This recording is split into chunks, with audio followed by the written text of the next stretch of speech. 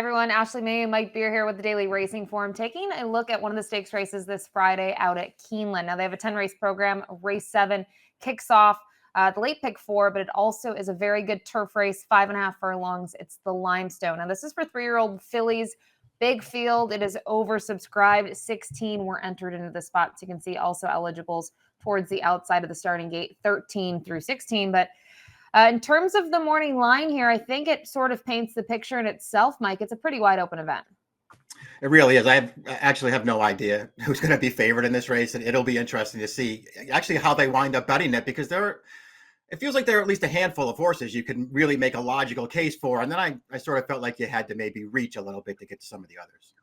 We talk about this all the time with 5.5. It's a little bit different than 5 or 6, 6.5. It's a different distance, that sometimes works for some horses, works against others. And we look at the Time Form US pace projections here for the Limestone. As you'd expect, turf sprint Keeneland with this level of competition, it's going to be quick. The 6, She's So Spicy, could be involved in the pace. I think that's a given based on what we saw, even in that lone turf event down at Gulfstream Park, Mike. I mean, this horse is going 21-2, 43-2, was able to draw clear there very nicely.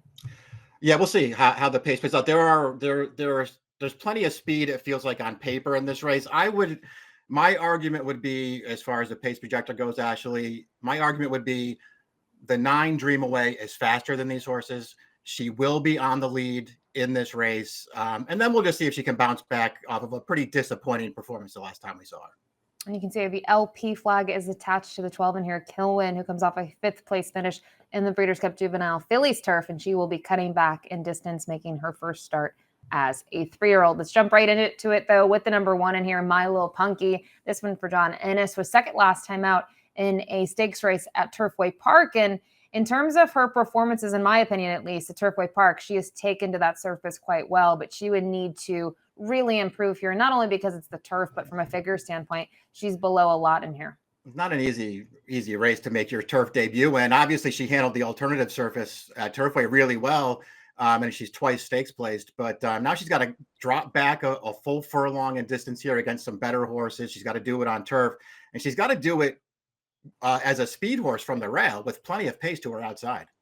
The 2, She's All Charm, a big price on the morning line, 30-1 for Owen Hardy. Exits the Cincinnati Trophy, which obviously was a prep race for the Bourbon at Oaks, and looking at fillies that might go to the Kentucky Oaks. But in her case, they're going to cut her back in distance. And I don't know what to do with her sprints. I'm going to draw a line through the Kentucky Downs race and think, well, she raced well on debut. Not sure what she necessarily faced, and wonder if she's going to get the right setup in here against this caliber of filly.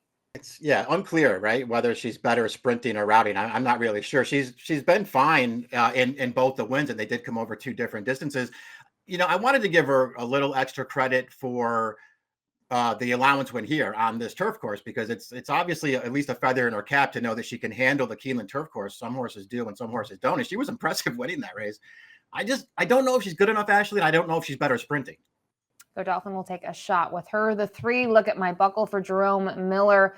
This one has sort of been mid-pack in those last 2. They've been over the surface at Turfway Park. And based on what we've seen so far from her 3-year-old campaign, she just would be a tough sell in here. She doesn't have a ton of speed compared to others, and she gets that mid-pack trip, but she doesn't have a late kick. Yeah, she looks like she almost has to be the longest shot on the board.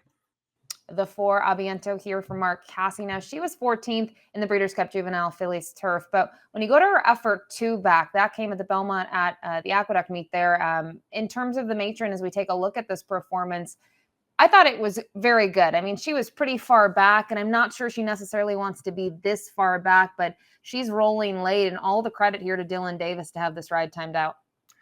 Yeah, she did. I mean, she had a little bit of pace in front of her here. It's not like she didn't have a setup, but she really finishes strongly from the top of the stretch here to close this race down. Just a really good performance. She's a rock solid turf sprinter. She was last in this race, but she doesn't have to be that far back if this pace doesn't really develop in front of her. I don't really care about the Breeders' Cup last time. She didn't stretch out effectively. She also tried to get close to a really strong pace in that spot.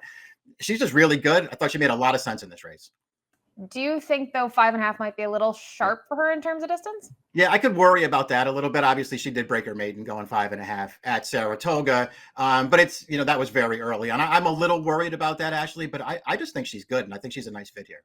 9-2 on the morning line for Aviento. The 5-8-2 making her first start stateside. And now with Resolute Racing, Riley Mott, they've been dispersing their stock all over the place in terms of trainers. They don't have necessarily one go-to, and now Riley gets a horse for them.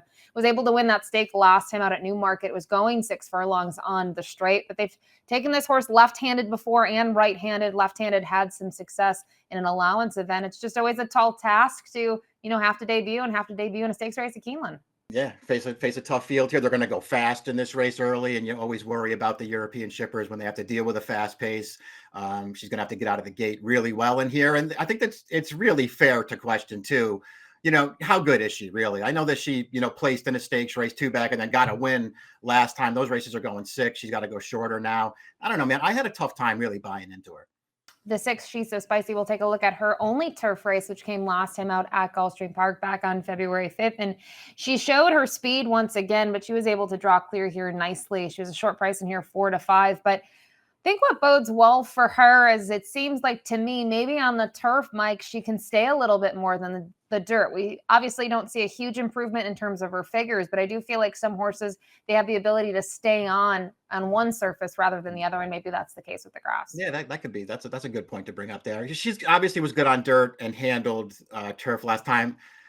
I don't really know what to make of that race last time, Ashley. I mean, if you just look at it on paper, you see 21:43 and you go, oh, wow, went really fast and kept going. I did not think that was a fast pace. She was absolutely loose in there. Nobody really came after her, and she just had plenty left through the stretch. To be honest, I really I wasn't taken with her turf debut last time, and I want no part of her in here. I hope she gets bet. I think the thing that I would like about her is she handled the turf, and you look at her races 2 and 3 back, at least she's been able to tackle some stakes competition. It depends how you view those fields as well. That's a whole different story, but she is a short price on the morning line, 4-1. The 7 up next year for Brendan Walsh was able to make the stateside debut, a winning one down at the fairgrounds, and a horse kind of just had that target in front early, made the late move, drew clear, and I think in terms of this spot, maybe an interesting one at a bigger price compared to some of the other horses that we've talked about. And Ben Curtis has been doing very well at Keeneland, got a couple of stakes wins now there. It'd be interesting to see how this one classes up because it feels like she probably has it in her to be able to go with these horses. A really promising debut in Ireland last year, and then just ran lights out, I thought, in the Group 2 Queen Mary. I mean, second, she was a huge price in there, but she ran really, really well that day. She probably didn't beat anything breaking her maiden last time, but she couldn't have won that race any easier with a really handy kind of trip too. I thought she was a little bit of a wild card in here. Yeah, especially, we said a nice price, 10-1 on the morning line. The 8 Afternoon Diva here.